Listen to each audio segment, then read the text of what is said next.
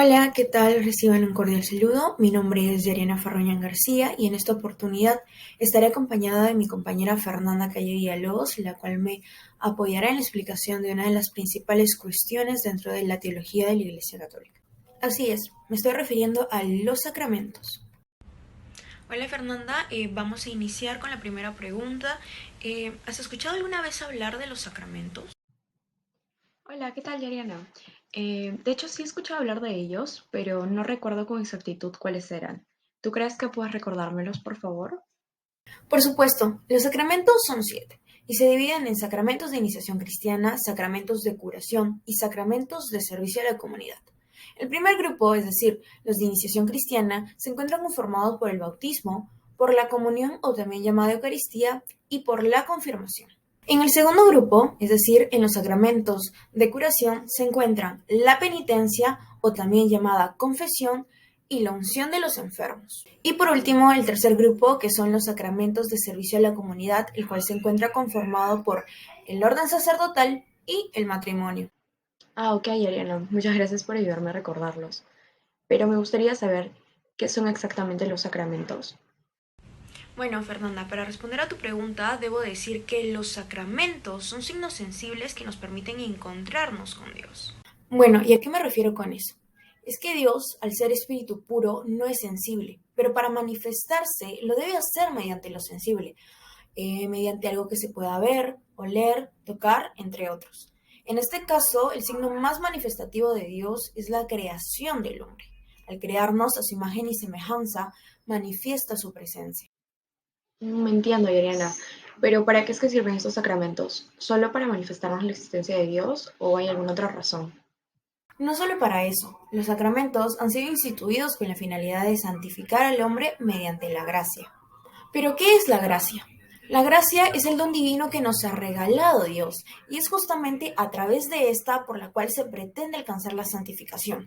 La gracia divina se produce en nuestra alma en virtud de los méritos de Jesucristo y de la omnipotencia de Dios.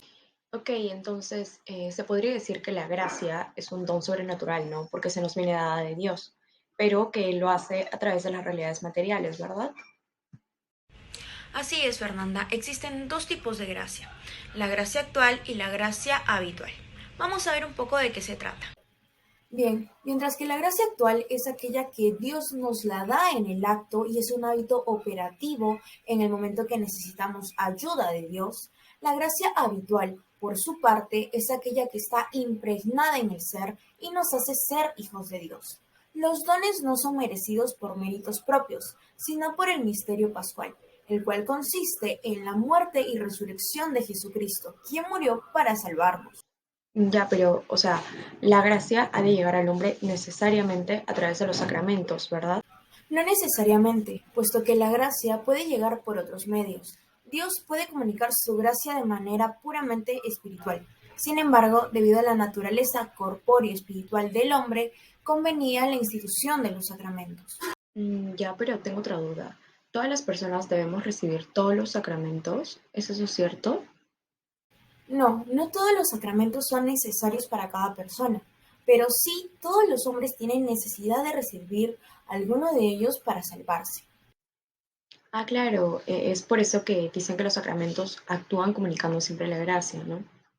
Exactamente, Jesús en los sacramentos ha querido unir su gracia a signos externos mediante los cuales se materializa la acción invisible del Espíritu Santo. Es por eso que todo signo sacramental está compuesto por la cosa sensible, que es la materia, y por el acto en sí, que viene a ser la forma. Estos son los elementos esenciales del sacramento. Vamos a analizarlos un poco más. La materia viene a ser aquella cosa que se da a conocer mediante los sentidos, mientras que la forma son las palabras que acompañan a la materia. Es la forma quien determina la materia como signo sacramental. Proponiendo un ejemplo, mientras que en el bautismo la cosa sensible viene a ser el agua, la forma vienen a ser las palabras que acompañan al acto. Es decir, cuando el ministro dice, te bautizo en el nombre del Padre, del Hijo y del Espíritu Santo. Son estas palabras quienes transforman la materia, porque si no, la materia se quedaría simplemente en que es agua. Ok, sintetizando, ¿no? Todo lo que hemos ido conversando, puedo afirmar que los sacramentos van a ser eficaces siempre y cuando se realicen correctamente, ¿no? Es decir, o sea, vinculando la materia y la forma correspondiente a cada sacramento, ¿no? Pero también para que este sea eficaz, o sea, requiere que el sujeto, el que va a recibir el sacramento, ¿no? No ponga obstáculos. Y bueno, de hecho yo me he ido informando, ¿no? Para complementar un poco la información y a esto, ¿no? A lo que te estoy comentando, se le llama eficacia sacramental, ¿no? Esta situación. Y está constituida por dos fórmulas, ¿no? La primera, que es la ex opere operatur, que vendría a ser la eficacia objetiva de los sacramentos, ¿no? Es decir, los sacramentos actúan y dan la gracia por el mismo hecho de realizarse. Y también está la ex opere operantis, en donde el sujeto siente cómo la gracia invade todo su ser, ¿no? Y estas son justamente las disposiciones del sujeto las que determinan una menor o mayor gracia. Pero no sé si me puedas comentar un poquito más sobre los efectos de los sacramentos, por favor. Bien, como ya sabemos, el fin de los sacramentos es identificarnos con Jesucristo, y esto lo logramos a través de los efectos que causan los sacramentos, los cuales son tres: la gracia santificante, la gracia sacramental y el carácter. Todos los sacramentos tienen gracia santificante, la cual se infunde cuando se recibe el bautismo y la confirmación, y se alimenta con el recibimiento de la Eucaristía, la penitencia, la unción de los enfermos, el orden sacerdotal y el matrimonio. Asimismo, todos tienen gracia sacramental, puesto que es propia de cada sacramento. Por ejemplo, el bautismo, ¿cuál sería su gracia propia? Sería que justamente a través de este sacramento nos hacemos hijos de Dios. Pero solo algunos sacramentos tienen carácter, lo cual es una marca espiritual indeleble, es decir, que no se puede borrar. Este efecto solo lo tienen el bautismo, la confirmación y el orden sacerdotal, puesto que solo se reciben una vez. Ah, ok, eso suena muy interesante. Pero, ¿sabes? Yo he escuchado decir que la iglesia fue quien instituyó los sacramentos. ¿Eso es verdad? En realidad, no. Los sacramentos fueron instituidos directa y personalmente por Jesucristo. Él determinó tanto el signo externo correspondiente como la gracia que de él se derivaría. Los sacramentos son instituidos por derecho divino, por lo que nadie puede cambiarlo. Ni siquiera la misma Iglesia puede cambiar de forma sustancial los sacramentos. Claro, claro, pero entonces, si la Biblia es la palabra de Dios, los sacramentos deben aparecer explícitamente en la Biblia, ¿no? No todos aparecen explícitamente en la Biblia, algunos de ellos forman parte de la sagrada tradición. Solo el bautismo, la penitencia, la Eucaristía y el orden sacerdotal aparecen con claridad en las Sagradas Escrituras. Sin embargo, los demás sacramentos aparecen representados o vinculados. Por ejemplo, el sacramento de la confirmación, donde mediante la extensión de las manos se representa el Espíritu Santo, o el sacramento del matrimonio, el cual se compara con el amor de Cristo a su iglesia. Ah, ok, ok, ahora yo voy entendiendo mejor todo. Pero de hecho siempre tenía una duda. O sea, ¿por qué los sacramentos son 7? Bueno, este número es una analogía de la vida sobrenatural del alma con la vida natural del cuerpo. Primero se originan hijos de Dios mediante el bautismo, luego se fortalecen mediante la confirmación, se alimentan con la Eucaristía, se curan del pecado mediante la penitencia y se les prepara para la muerte mediante la unción de los enfermos. Asimismo, a lo largo de la vida se dan nuevos ministros al servicio de los hombres mediante el orden sacerdotal y acrecienta el número de fieles del Señor mediante el matrimonio. ¿Alguna vez han escuchado decir que un sacramento se realizó de manera ilícita o que el sacramento no es válido por tal o tal motivo? Bien, ya que yo tengo conocimiento de ello, les voy a explicar en qué consiste. Primero debemos separar las concepciones de validez y licitud sacramental para que se nos haga más fácil, ¿no? Bien, primero la validez se refiere a cuando verdaderamente se ha producido el sacramento.